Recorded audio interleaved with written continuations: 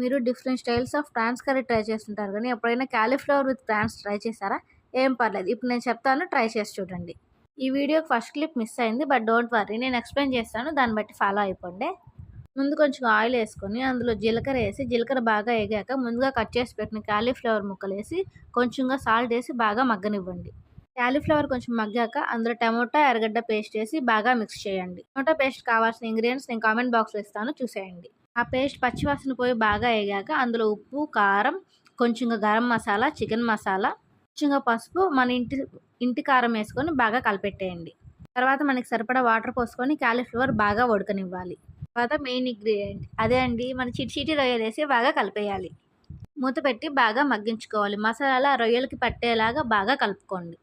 రొయ్య కూడా బాగా ఉడికాక మనకి ఎంత క్వాంటిటీ గ్రేవీ కావాలో చూసుకొని తర్వాత కొంచెంగా కొత్తిమీర వేసి బాగా కలిపెట్టుకుంటే అంతే.